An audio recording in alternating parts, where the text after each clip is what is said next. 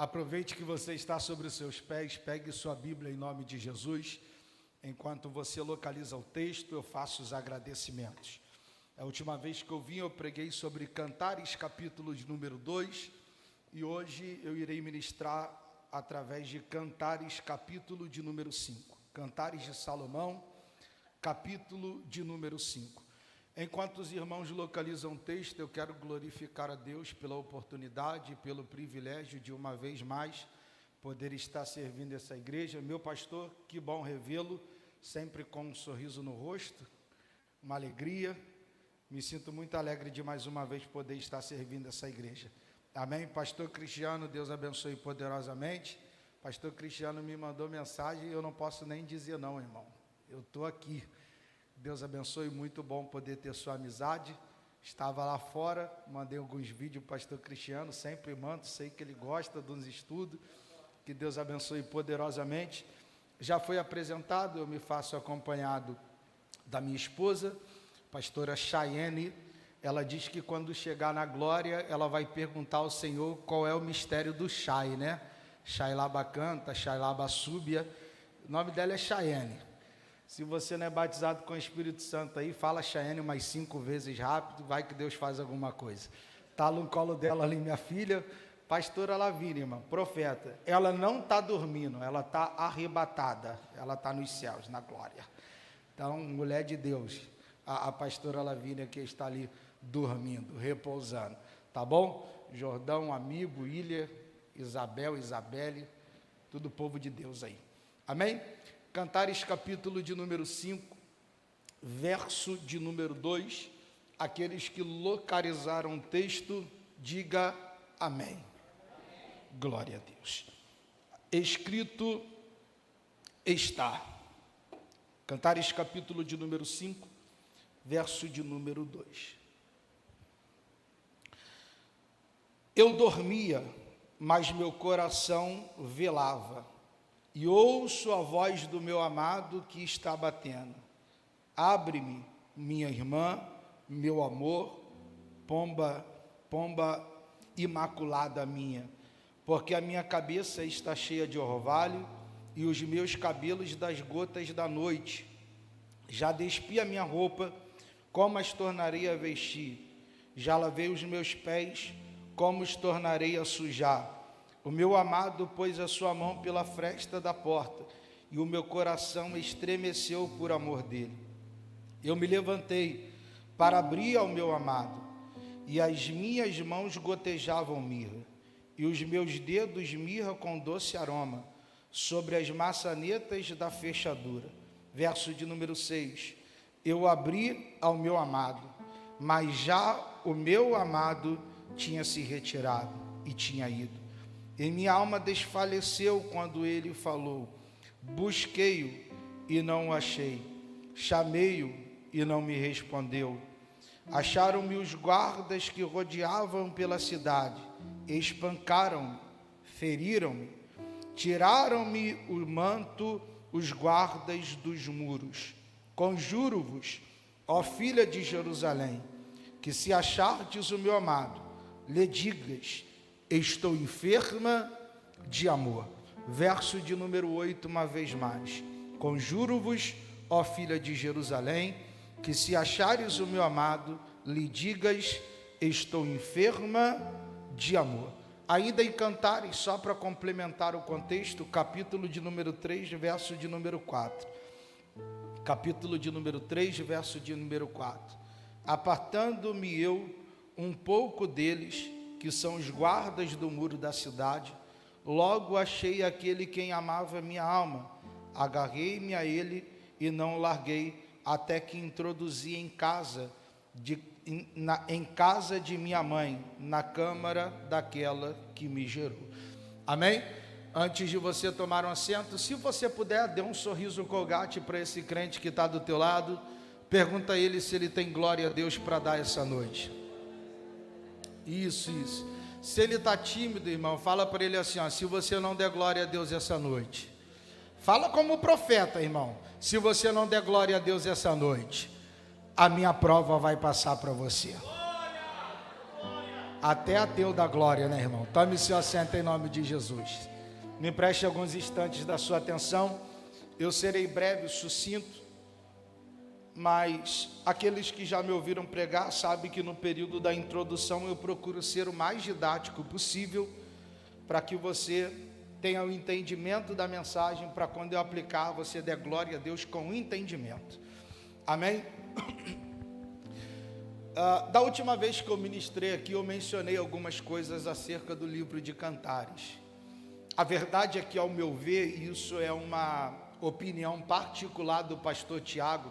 Significa que não é uma verdade absoluta, mas ao meu ver, pastor Cristiano, eu acredito que o livro de Cantares, acompanhado do livro de Apocalipse, do profeta Ezequiel, são os livros da Bíblia mais complexos ao que diz respeito à sua interpretação. Isso porque esses livros, eles são dotados de muitas figuras de imagens, assim como também de um contexto tipológico muito denso. Eu sei que eu falo essa noite para uma igreja biblicamente instruída, mas vale a pena eu mencionar que tipologia são fatos, acontecimentos e personagens do Antigo Testamento que apontam para Cristo Jesus no Novo Testamento. Eu repito para que você venha entender. Tipologia, que é uma matéria da teologia, são personagens, acontecimentos e fatos do Antigo Testamento que de alguma forma apontam para Jesus no Novo Testamento. Eu dou um exemplo para que você possa entender. A Bíblia aponta Moisés, o Moisés do Êxodo, como um tipo de Cristo no Antigo Testamento. Isso porque a Bíblia nos diz que Moisés, ele será o responsável, um homem que Deus levantará para livrar o povo de Israel da garra dos seus opressores, a saber, o império do Egito, para assim então libertar, resgatar o povo de Israel do cativeiro do inimigo. A Bíblia apresenta Moisés como um libertador. Moisés aponta para Cristo porque, uma vez que ele é um libertador do povo de Israel, ele irá apontar para Cristo porque Cristo é libertador. A única diferença é que enquanto Moisés libertou apenas um povo, uma nação, Cristo não libertou apenas um povo, uma nação, mas Cristo libertou toda a humanidade das garras do pecado. Sendo assim, Moisés, ele será um tipo de Cristo devido às características do ministério a qual Moisés carrega. Entendendo acerca disso, que o livro de Cantares, ele é denso ao que diz respeito aos aspectos tipológicos, nós encontramos então 3 formas de interpretar esse texto. Quantas formas?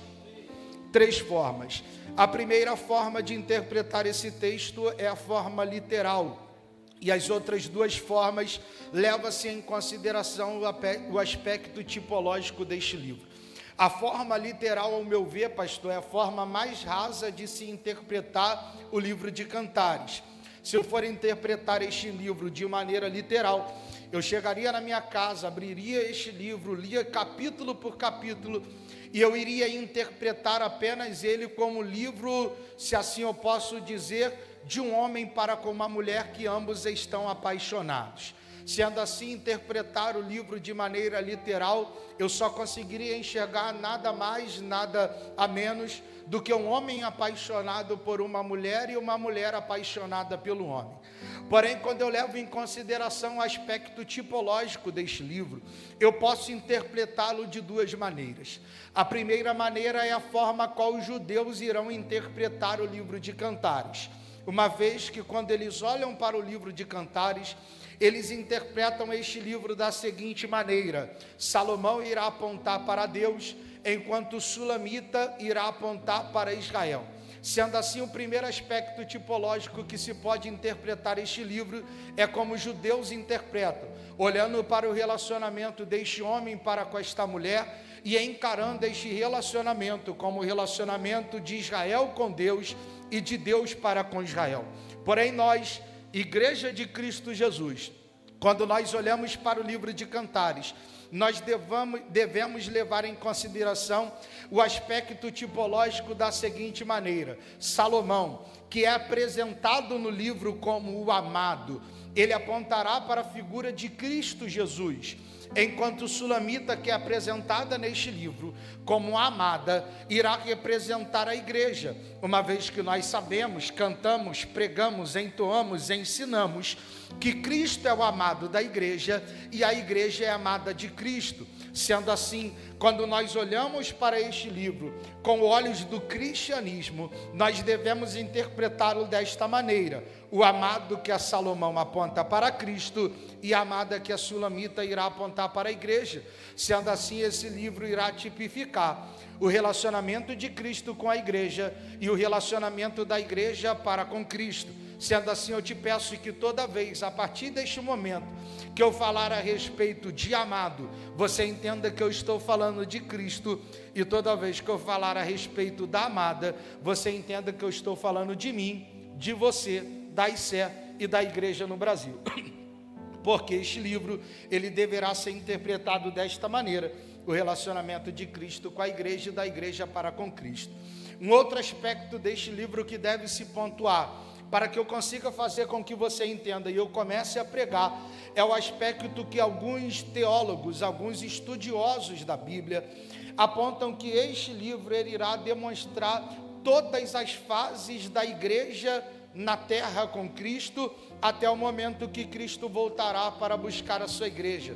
Alguns estudiosos irão dizer que este livro irá apontar todas as fases do relacionamento de Cristo com a igreja e da igreja para com Cristo.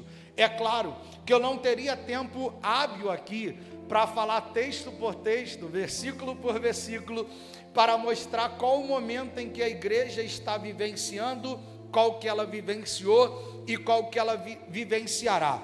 Porém, eu irei apontar 3 tempos, ou 3 características do período do tempo, do relacionamento de Cristo com a igreja e de nós para com Cristo, que pode se enxergar de maneira bem clara neste livro. Sendo esses 3 períodos que eu irei apontar, nomes foram nomeados por mim. O primeiro período que nós podemos enxergar é o período da presença. O segundo período é o período da espera. E o terceiro período é o período que ele voltará. Eu irei repetir e você irá repetir junto comigo. Primeiro período, o período da presença. Diga no 3, presença. 1, 3. Segundo período, o período da espera. 3. Terceiro período, o período que ele voltará. Ele voltará. Vamos lá. Então, o primeiro período que nós podemos enxergar, ao que diz respeito de maneira bem clara, no livro de Cantares, é o período a qual eu chamo de período da presença. Pastor Cristiano, esse período se dá no momento em que a igreja do primeiro século, e quando eu digo a igreja, eu digo tanto o colégio apostólico, assim como também a multidão, irá ter o privilégio de desfrutar da presença de Cristo, ao que diz respeito o período que Cristo manifestou o seu ministério como homem na terra. Esta igreja teve o privilégio não de apenas de ouvir a voz dele, mas a Bíblia diz também que as multidões tiveram o privilégio de apertá-lo, outros de tocá-lo, ou quem sabe fazer como João, o apóstolo amado, fez, porque a Bíblia diz que ele irá ter o prazer, Jordão, de reinclinar a sua cabeça no peito de Cristo, de ouvir as batidas no seu coração. O período da presença é o período a qual a igreja desfrutou da presença corpórea de Cristo Jesus, meu pastor. Esse período ele se faz presente a partir do momento em que João, capítulo de número 1, verso de número 14, ele irá dizer da seguinte maneira: e o verbo se fez carne e habitou no meio de nós, e vimos a sua glória, como a glória do Filho unigênito do Pai. Esse período se inicia quando Cristo ele manifesta o seu ministério corporeamente, e não é apenas o sumo sacerdote, não é apenas o pastor, não é apenas o evangelista, mas já está escrito que todos poderão ver a sua glória. Será no período da presença que Jesus ele irá iniciar o seu ministério, irá fazer cego enxergar, coxo andar, leproso ser purificado, da vida aquele que estava morto. E eu não sei se isso vale um glória a Deus, irmão, porque eu comecei a arrepiar aqui o braço direito. Eu não sei se isso vale, mas eu prego em nome de um Cristo que a Bíblia apresenta ele como aquele que era, que é e que há de vir. Eu prego acerca de um Cristo que a Bíblia diz que ele é o alfa e o ômega, que diz que ele é o mesmo ontem, hoje e eternamente ele será o mesmo. Sendo assim, eu tenho uma verdade para dizer na noite deste dia, e a verdade é: o mesmo Cristo que manifestava milagres no passado é o mesmo Cristo que manifesta milagre no presente. O mesmo Cristo que fez cego a enxergar no passado é o mesmo Cristo que faz cego a enxergar no presente. O mesmo Cristo que fazia coxo andar no passado é o mesmo Cristo que tem poder para fazer quem não anda começar a andar no presente. Mas eu disse aqui que cada período deste livro irá demonstrar um tempo que a igreja vivenciou com Cristo, e ao que diz respeito o período da presença, nós podemos ver isso bem claro em Cantares capítulo de número 1, verso de número 2, porque em Cantares capítulo de número 1, verso de número 2, a Bíblia vai dizer que a amada, que é a igreja, ela dirá para o amado: beija-me ele com os beijos da tua boca, porque melhor é o teu amor do que o vinho. Perceba que existem verdades inseridas neste texto, quando a amada, na figura da igreja, está dizendo para o amado que é Cristo: beija-me com os beijos da sua boca. Ela está revelando que esse Cristo está tão perto, mas ele está tão presente, que ela pode ter o prazer de beijá-lo, de ter contato com ele. Mas existem coisas nesse texto que me chamam a atenção. A primeira é que beijo na Bíblia aponta para a intimidade, beijo na Bíblia aponta para relacionamento, só que vinho na Bíblia aponta para os prazeres que o mundo pode dar. É por isso que em Efésios capítulo de número 5, verso de número 8, Paulo vai dizer assim: e não vos embriagueis com vinho, que leva à devassidão, mas enchei-vos do Espírito Santo de Deus. Sendo assim, enquanto o beijo aponta para o relacionamento de intimidade, e vinho aponta para os prazeres que o mundo pode dar, quando a amada, na figura da igreja, está dizendo que o seu amor, que o seu beijo é melhor do que o vinho, o que a amada, na figura da igreja, está dizendo é que ter intimidade com ele é melhor do que os prazeres que o mundo pode me dar, que ter relacionamento com o amado é melhor do que ter um prazer que o mundo pode te oferecer. Eu sei que alguém aqui esta noite pode estar me ouvindo e dizer: pastor, porque ter relacionamento com ele é mais prazeroso do que aquilo que o mundo pode me dar, porque eu prego em nome de um Cristo que fez por você aquilo que o mundo não faria, porque a Bíblia vai dizer que ele não se deu pela metade, ele não se deu 10%, só que a Bíblia diz em João capítulo de número 3, verso de número 16, que Deus amou o mundo de tal maneira que deu o seu Filho unigênito para todo aquele que nele crê, não pereça, mas tenha a vida eterna. Oh, glória!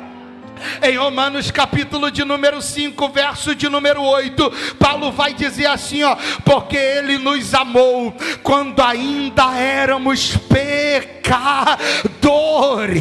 Eu gosto dessa observação, porque ele não nos amou depois que ele nos purificou do pecado, ele não nos amou depois que fomos no altar, levantamos a mão e confessamos ele como único, suficiente Salvador, mas ele nos amou quando ainda estávamos no lamaçal do pecado. Sabe o que isso significa, irmão? Que ele conhece o teu presente hoje, ele está te vendo bonito, dando glória a Deus, sentado sentado no banco da igreja com esse ar-condicionado bom, mas Ele também conhecia quem você era. Ele também te conhecia nos bailes da vida, Ele também te conhecia no forró da vida, Ele também te conhecia quando você estava no vício da bebida, no vício da droga. Só que a boa notícia é, mesmo Ele conhecendo você no pecado, a Bíblia diz que Ele te amou primeiro. Oh, glória a Deus. Você pode ser profeta de Deus para alguém na noite desse dia. Eu estou precisando de 3 profetas aqui. Fala para esse crente: não era para você estar aqui, você não merecia que eu estivesse. Olha aqui para a menina dos meus olhos, olha aqui para a bolota preta dos meus olhos. O que você merecia era inferno, o que nós merecíamos era inferno. Sob coube a Cristo Jesus. A Bíblia diz que mesmo sendo Deus, Ele não teve por usurpação ser igual a Deus. Antes Ele humilhou-se a si mesmo, tomando forma de homem, em forma de homem Ele morreu morte de cruz. Você não merecia, mas mesmo sendo Deus, Ele morreu no teu lugar para te... Oh, glória a Deus. O que a amada está dizendo é: melhor ter relacionamento contigo, melhor ter intimidade com o amado do que os prazeres que o mundo pode dar. Primeiro período da presença. Segundo período, pastor, é o período da espera. Esse período se inicia em Atos capítulo de número 1, verso de número 9. Eu vou te dizer o contexto para você se situar. A Bíblia diz que Cristo morre na sexta, ressuscita no domingo. Só que o texto vai dizer que durante 40 dias, quantos dias?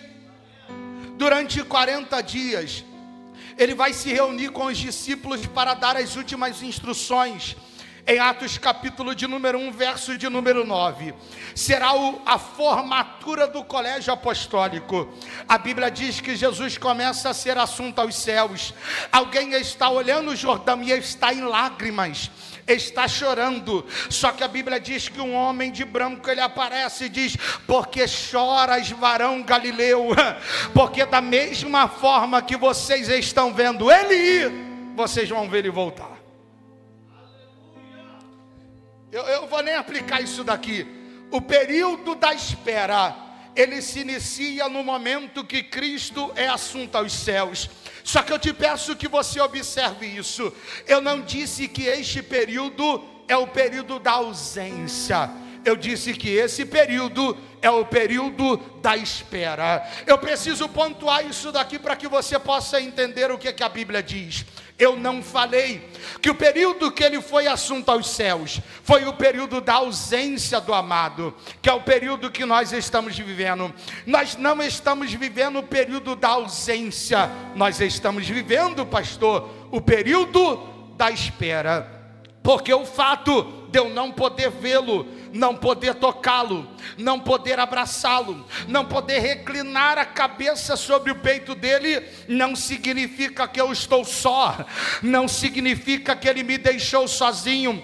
Isso porque em João capítulo de número 14, verso de número 16, Jesus vai dizer assim, ó: e eu roguei ao Pai, e Ele vos dará um outro Consolador, para que fique convosco para sempre, o Espírito de verdade, que o mundo não pode receber, porque não o vê nem o conhece, mas vós os conheceis, porque habita convosco. Eu vou repetir isso daqui, irmão, porque merecia um glória a Deus isso daqui, merecia. Este período que nós vivemos, Jordão, não é o período da ausência, é o período da espera, Isabel, porque Ele não nos deixou sozinho, mas sobretudo está escrito que Ele rogou o Pai para dar um outro Consolador, e Ele diz que o mundo não conhece, mas vós conheceis, porque Ele habita convosco e está em vós. Não vos deixarei órfãos, mas voltarei para vós. Eu tenho uma palavra para alguém aqui esta noite, e a palavra é: você não está só. sozinho. Eu vou dizer isso daqui outra vez: você não está sozinho. A Bíblia diz, não é o pastor Tiago quem diz, que ainda que uma mãe se esqueça de um filho que amamente, eu não me esquecerei de vós, porque o seu nome está cravado nas... Oh, irmão! Não é o período da ausência, não é o período da ausência, é o período da espera, porque Ele não nos deixou só. Porém, como eu disse, cada período deste livro aponta um momento que a igreja viveu ou viverá com Cristo. Cantares, capítulo de número 1, verso de número 7 ao verso de número 9. A amada irá perceber, pastor Cristiano, que ela não irá desfrutar da presença do amado próximo a ela por muito tempo. Ela vai perguntar, Cantares 1, versículo de número 7, ela vai dizer assim, ó: me digas, aonde apacenta o seu rebanho? Olha o que ela vai dizer. Ela está olhando para o amado, sabendo que o amado não ficará muito tempo, mas será assunto aos céus.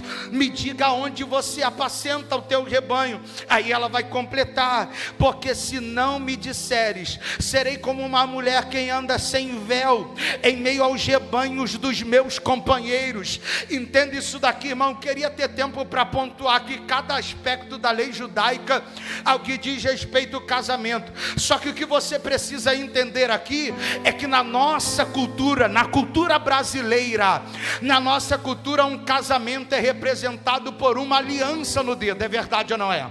É verdade ou não é, irmão? É verdade. Só que dentro da cultura da época não era aliança. Quando uma mulher era tirada em noivado, quando ela era separada para se casar, ela colocava um véu sobre o seu rosto, Jordão. Quando que ela está dizendo para o amado: me digas aonde apacenta o seu rebanho, porque se eu não souber aonde te encontrar, eu serei como uma mulher sem véu. Ela está dizendo, no período da espera, me diga onde que eu posso encontrar a sua presença. Oh, glória a Deus!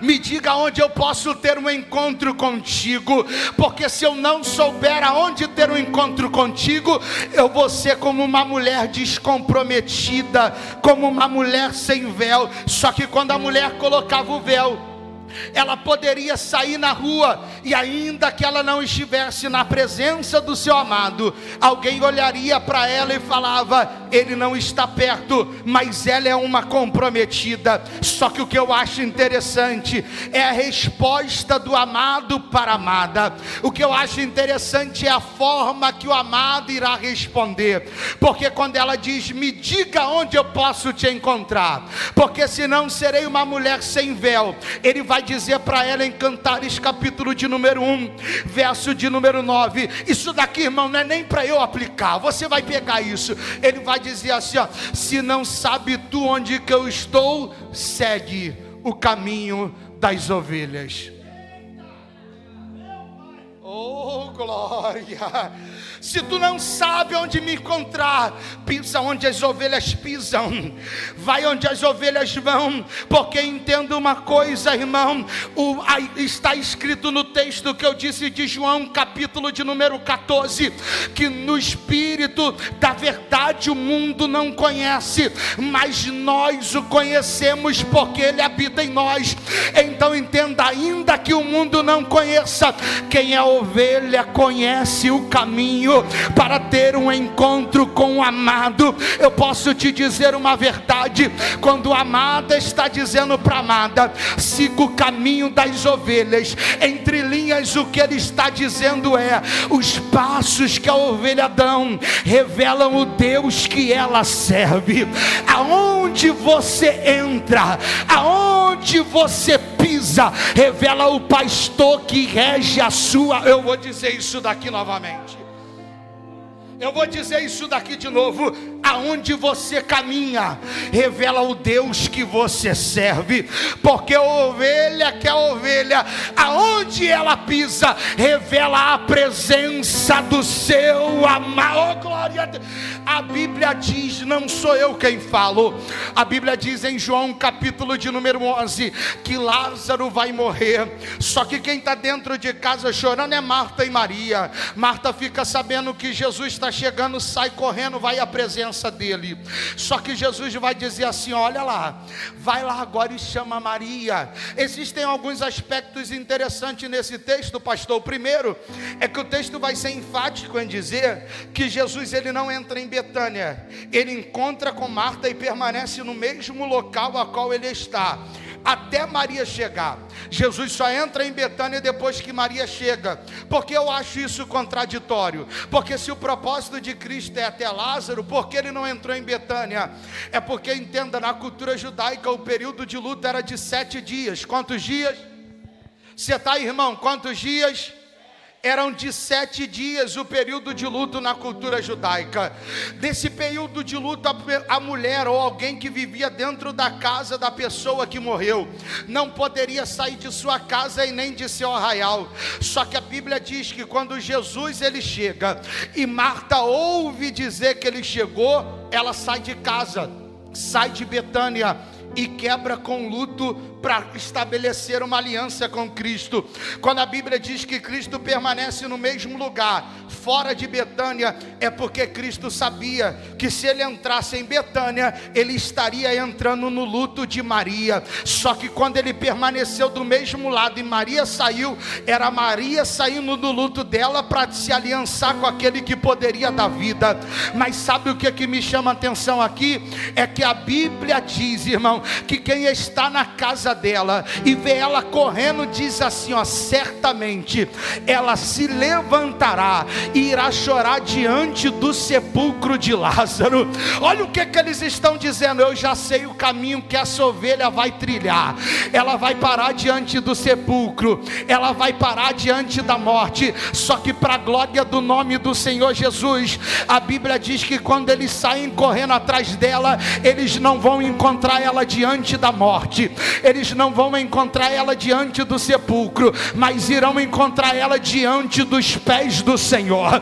Se ela para diante da morte, quem estava dentro de casa iria ter um encontro com a morte, mas como o caminho da ovelha revelou o pastor, quem estava dentro de casa teve um encontro com Jesus. Eu posso te dizer uma verdade aqui: é nos dias da tua dificuldade, é no dia da tua dor, é no dia do teu choro, que alguém vai observar o caminho que você trilha. Se você parar, alguém para, mas se os teus passos revelar o Cristo que você serve, quem estava te observando vai ter um encontro com Deus que te... Ai, irmão, segue o caminho das ovelhas. Segundo período, o período da espera. Só que o terceiro período é o período que ele vem.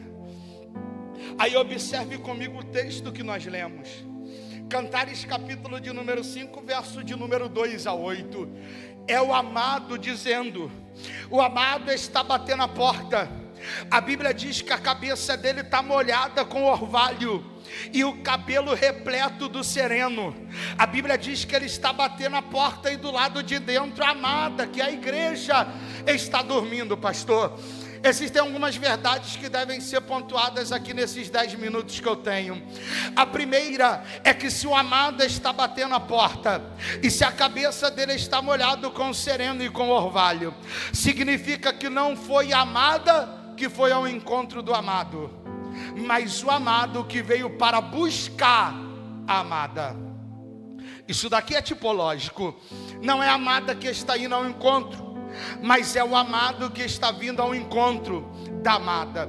Isso daqui dentro do aspecto da cultura é contraditório, porque no período dos reis não eram os reis que iam buscar as suas noivas, mas ele mandava alguém buscar para a noiva vir até ele.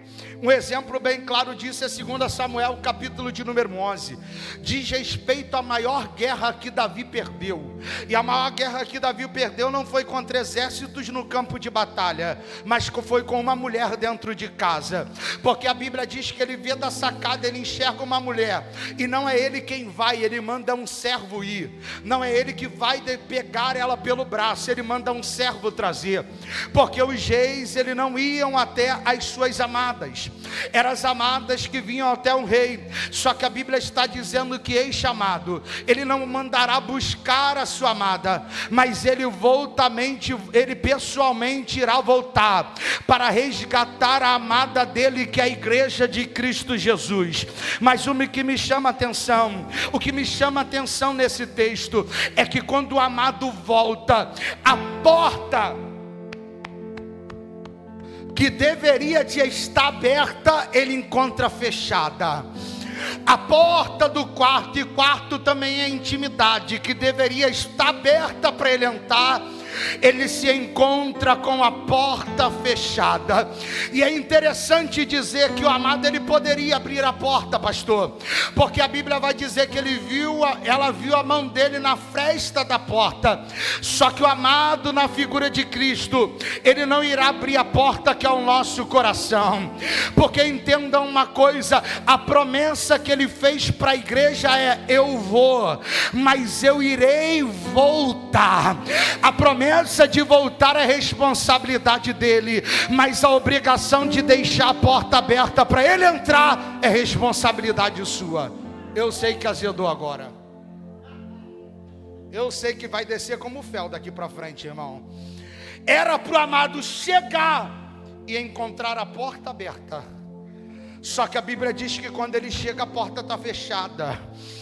Ele poderia abrir a porta, só que a promessa que ele fez é: eu volto. A responsabilidade tua é de abrir a porta para que ele venha entrar. Entende isso daqui que eu vou dizer na noite deste dia. A Bíblia vai dizer que a porta está fechada e a amada está dormindo. Pastor, esse sono aqui é um sono espiritual, porque observe o que o texto vai dizer: eis que ouvi a voz do meu amado bater na porta. Eu não sei você, irmão, mas eu nunca vi voz batendo em porta. Eu já vi mão batendo em porta, a voz eu nunca vi. Só que é espiritual, porque ela reconhece quem está na porta, só que ela não tem força para se levantar para abrir a porta para ele entrar.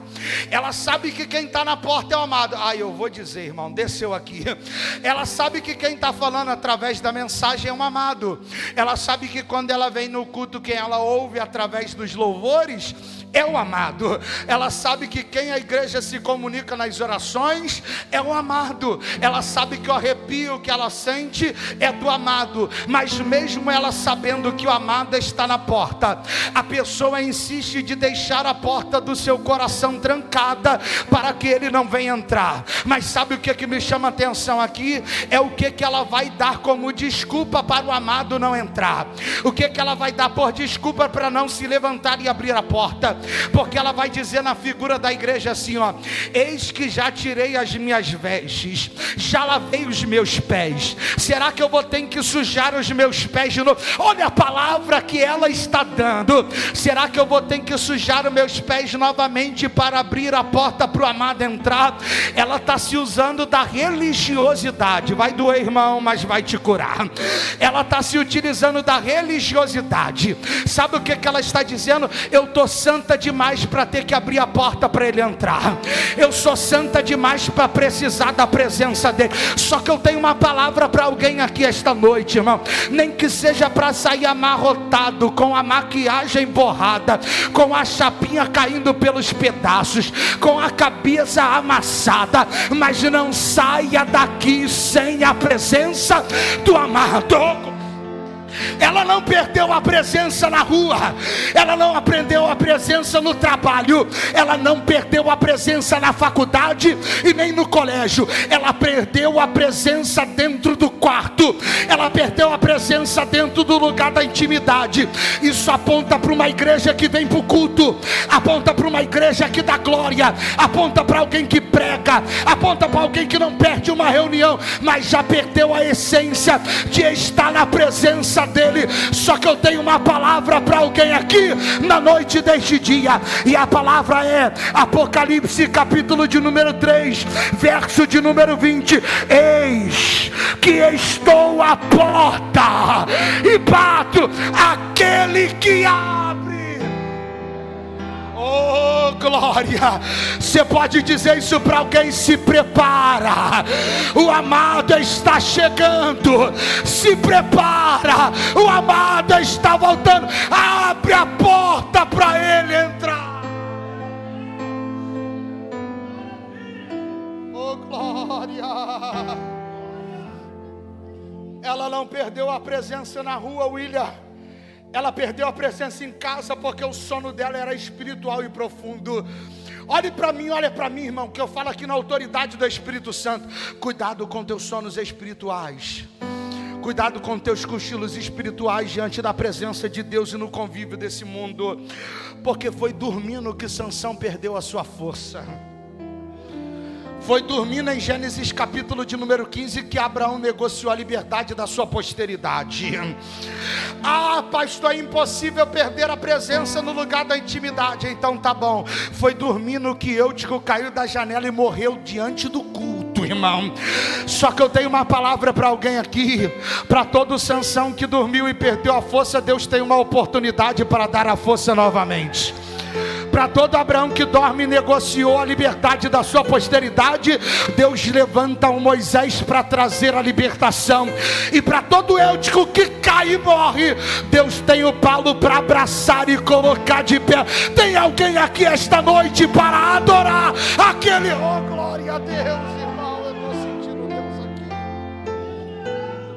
Oh, Espírito Santo. Eu começo a encerrar. A porta estava fechada, o amado estava do lado de fora. Só que a Bíblia vai dizer, pastor, que ela se levanta e tenta abrir a porta. Eu não sei você, irmão, mas tem algo nesse texto que gera temor no meu coração. Porque o texto vai dizer assim, ó: e eu o gritei, mas ele não me ouviu. Alguém que tinha lugar de intimidade com o amado se tornou tão distante dele que ele não ouviu mais a voz. Só que eu glorifico a Deus, pastor, porque ela se levantou para ir atrás do amado. Porque entende isso daqui, irmão? Pior do que perder a presença dele é achar normal viver uma vida distante dele. Eu vou dizer isso daqui uma vez mais para alguém que me ouve. Pior do que perder a presença do amado é achar normal passar a sua vida toda longe da presença dele. Só que o texto diz que ela se levanta e vai procurar. A Bíblia diz que ela passa pelos portões da cidade, pelos guardas. Eles o capturam, eles o batem, eles a ferem, eles irão despir ela de suas roupas. O texto vai dizer que ela está ferida. Mas sabe o que mexe comigo, pastor Cristiano? É que o texto vai dizer que quando ela entra na presença das filhas de Jerusalém, ela não diz assim: quando chegar na presença do meu amado, diz que eles me bateram, fala para ele me vingar. Ela não fala na figura da igreja assim, ó: quando você encontrar com ele, diz para o meu amado que quem passou na prova e não me ajudou vai ter que se arrepender. A Bíblia vai dizer, pastor, que ela chega nas presenças da filha de Jerusalém e vai dizer assim, ó: quando encontrares o meu amado, digas que eu estou enferma de amor. Sabe o que ela está falando, Isabelle? Que o que dói mais do que as feridas que o guarda provocaram nela era a ausência da presença dele na vida dela. O que a amada na figura da igreja estava dizendo é: pior do que as perseguições é a ausência da presença dele. Pior do que as minhas feridas é a ausência da presença dele. E posso te dizer uma verdade? Se coloque sobre os seus pés, que eu quero falar isso daqui com você de pé. Pode mudar aqui, William, para liberar o Jordão. Deixa eu te falar uma verdade aqui, olha para mim, irmão. Não perca a sua atenção agora. Mas sabe qual é o problema de muitas igrejas por aí, de muita pessoa por aí? É que estão pregando para você um evangelho mentiroso. Aqui não, eu conheço essa casa. Mas tem muita gente aí pregando um evangelho mentiroso. E evangelho mentiroso gera crente danoninho, me dá, danoninho me dá. Estão pregando por aí que na busca da presença do amado você não vai se ferir, que na busca da presença do amado você não vai se decepcionar, que no exercício do ministério não vão te ferir.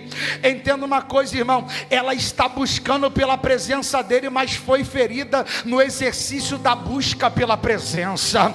Entenda uma coisa, no exercício da busca pela presença do amado, você vai se ferir, pessoas vão te decepcionar. Só que eu tenho uma palavra para você e para o teu coração na noite deste dia. Deus não está levantando uma igreja fraca, Deus não está levantando uma igreja sem raiz, Deus não está levantando uma igreja sem força, mas Deus nesses últimos tempos está contando para levantar uma igreja forte, que ainda que a perseguição chegue, alguém vai dizer: eu apanho, sou perseguido, sou ferido, mas eu não vivo longe da presença do meu amado. Oh, glória! Aí encerra assim, Cantares capítulo de número 3, verso de número 4. Ela vai dizer: depois que eu passei da presença dele. Você lê o contexto depois. Esse deles são dos guardas do muro da cidade. Ela diz: eu o encontrei. Está no texto. Ela foi ferida, mas não parou de procurar. Ela se feriu, mas não parou de buscar. Decepcionaram ela, mas ela não parou de congregar. Oh, glória! Eu o encontrei. Só que olha a mudança de postura, pastor Cristiano. Porque ela diz: e eu o agarrei.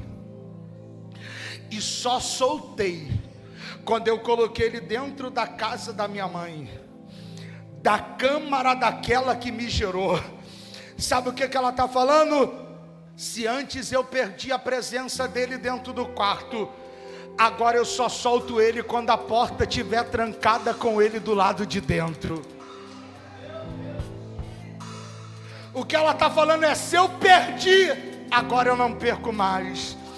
Porque eu repito uma vez mais, pastor, pior do que perder a presença é achar normal viver uma vida longe da presença dele. A gente vive numa igreja hoje que está ligando para tudo, irmão, que quer fama, quer viajar, quer avião, quer palco, só não quer a presença. Só que Deus quer resgatar a essência nesse último tempo.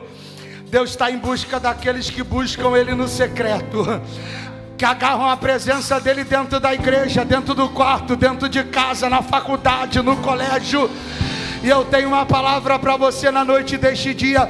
Hoje não é noite de sair deste lugar sem a presença dele, porque a mesma amada que buscou a presença dele é aquela que no capítulo de número 2 vai dizer: eis que ouço meu amado saltando pelos montes. Eu tenho uma palavra de Deus para o seu coração. Ele está voltando, mas abrir a porta do seu coração é responsabilidade sua. Feche os seus olhos em nome de Jesus. Eu vou encerrar, mas eu preciso te fazer um convite nessa noite.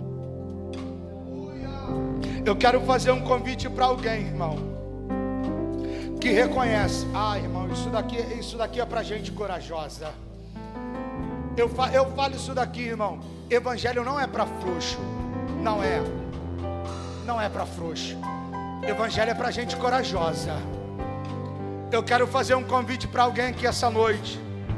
Eu não sei o motivo, irmão, e não cabe a mim saber, mas talvez você sabe melhor do que eu, que talvez por algum momento você se viu longe da presença do amado.